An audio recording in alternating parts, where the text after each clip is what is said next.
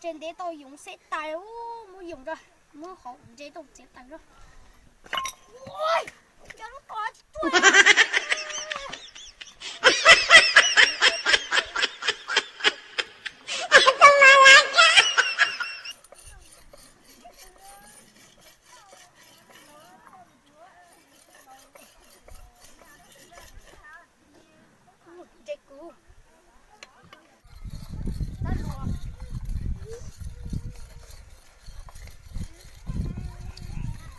câu trẻ câu tôi là cái tôi nhá ô cái gì mà tỏi nhá liều nó ăn thế là nhá tên nói cái trẻ nhá nhá tôi là quay mấy triệu chịu chết tôi là được nó nói đây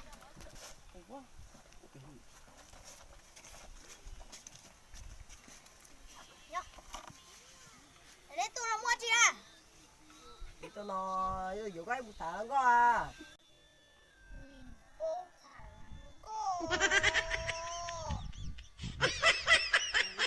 chứ biết chỗ hiếm mày sẽ làm con thải à sẽ mua gì thải mua tao nói trẻ lom mà chưa có đi mà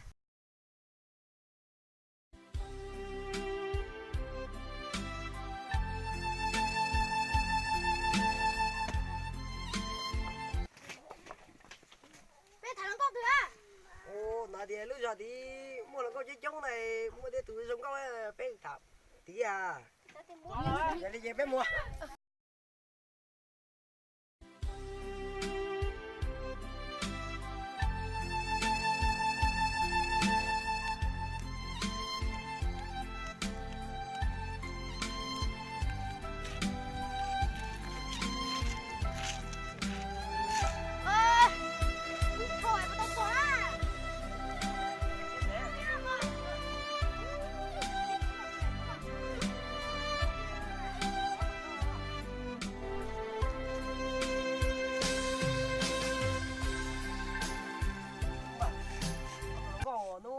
quay coi ở tụi tí nè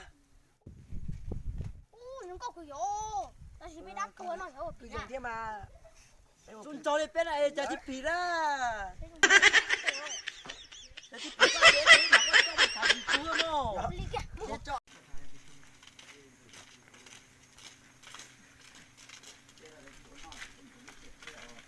mấy anh chị biết lên mùa lên chung rồi bé tơ nhìn đó cái này làm tay luôn đấy tôi rõ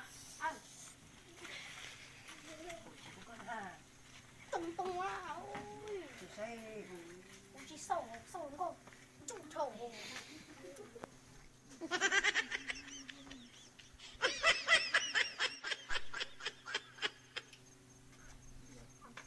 rõ chết luôn để sợ của rõ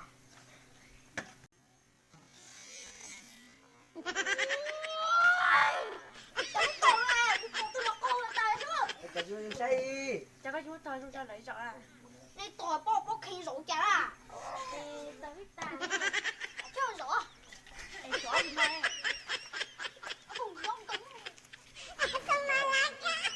nó thì nhóm à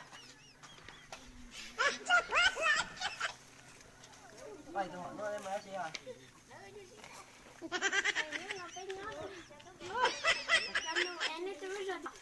ồ bé nhận em mà bé tôi nó giờ ta nó ma tôi ê coi tao nói nữa chị tao nói cho em chị tao nói đâu đi ê cô níu xong chà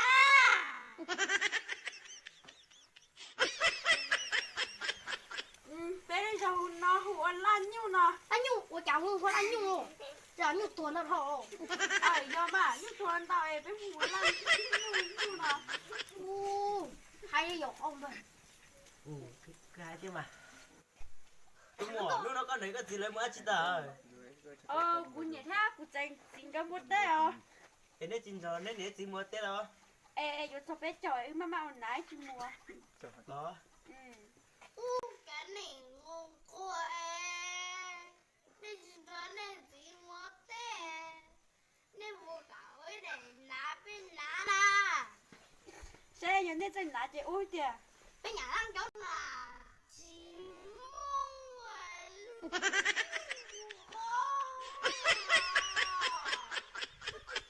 Yêu nó. Nếu lúc thôi luôn có cười à. Nếu cả mũi bé hoàng có là nhỏ từ. Thấy nó đi. Hay tao ta có hay xin vô đi nó mất tao xin nhá lo vô cầu nó thì quá này. Nhớ lúc nào mà. thấy nghe ngộ quá Tính tới thẳng quá mà bố thả ra. trên một chỗ nhưng bắt thẳng qua đi Wow, con lôi thả chả là. mấy thế Lôi là thả to. có chả tỏ chỗ ôi ơi chị bắt thả sao có thả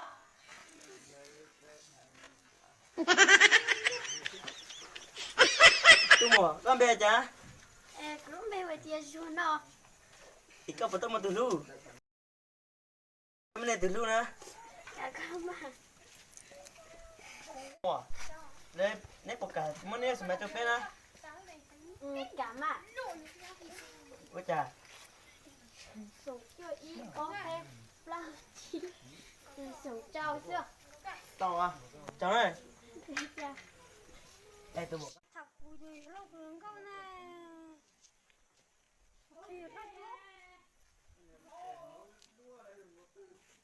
con bé chả Cứ ăn xin à. tao mà từ lu à Muội thêm mà. một thế à ê bây giờ bé thằng này phải mà Cảm à. giờ đi đi cho bé sao 0846 sao à 217873.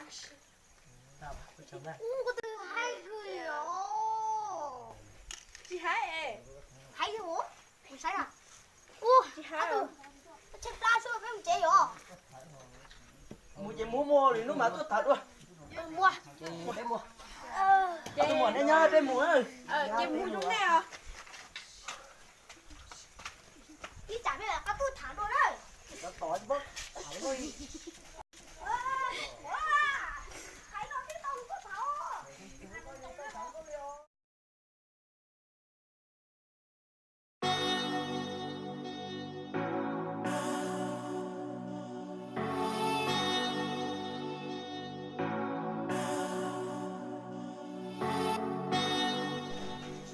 Đi rồi, rồi, con bé rồi, thả con cô. đó chị đâu Con bé rồi, thả con cô. là chắc là gì tôi Rồi nhá, tấu tôi à? để tùy cho chị thả cái con có thế này Chị đã qua được ra. đi trả rồi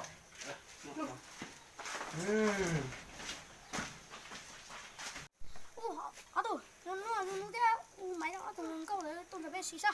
con đi mà qua khó xe đi á không sao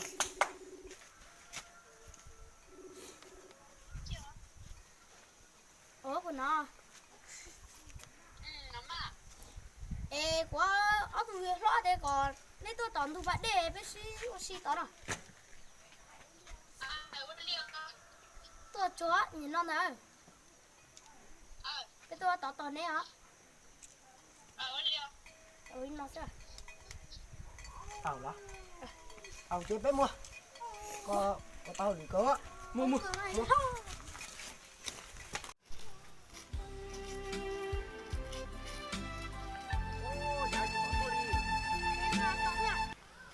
biết đâu là tỏ Cái nhà lấy tuộc à? cái tàu lấy tố rồi đi lấy tua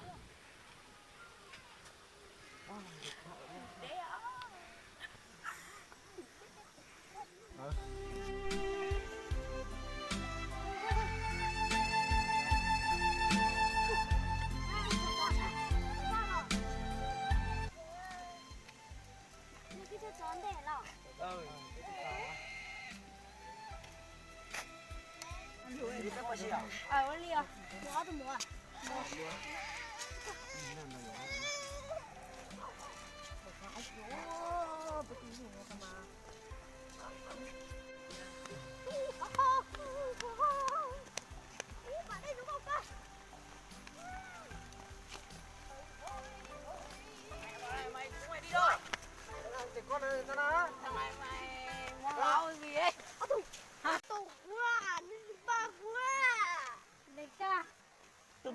mua gì? Mẹ tao không phải người Mông đi mà. Ô cái dân tộc chuối ăn chứ mùa. Mẹ đây. Là tao tôi. Mẹ chỉ vô Tao chơi bơi mua chim bà hay.